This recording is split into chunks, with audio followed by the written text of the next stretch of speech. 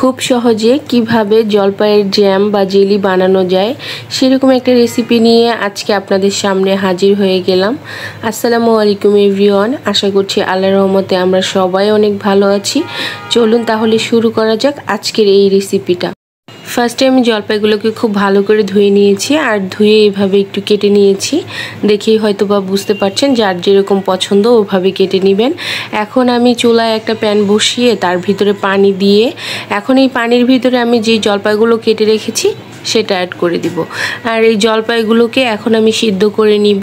যতক্ষণ না সিদ্ধ হয়ে একটু নরম হয়ে যাবে ততক্ষণ পর্যন্ত ওয়েট করব।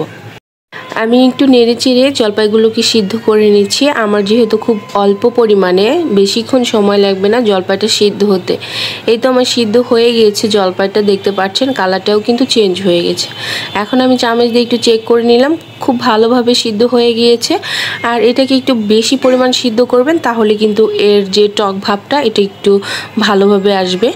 এখন আমি জলপাই সিদ্ধ করে রেখেছিলাম যে পানিটা দিয়ে, সেই পানিটা কিন্তু জলপাই ছেঁকে দিয়ে দিলাম। এর ভিতরে এখন আমি অ্যাড করে দিলাম 1 কাপ চিনি। আপনারা কিন্তু আপনাদের পানির পরিমাণটা বুঝে দিবেন।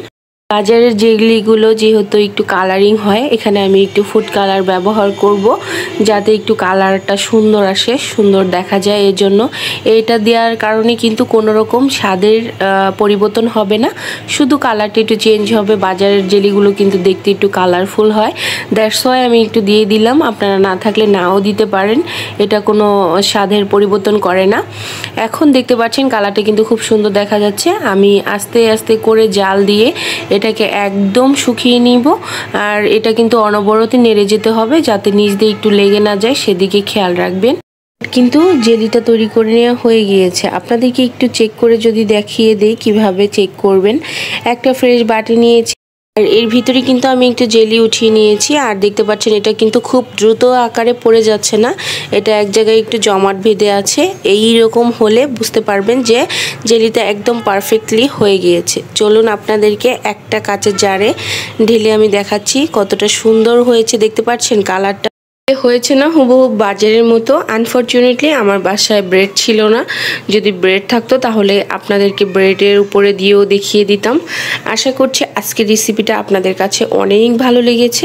আজকের রেসিপিটা এই পর্যন্তই। সবাই ভালো থাকবেন ইমান এবং স্বাস্থ্যে। আসসালামু আলাইকুম।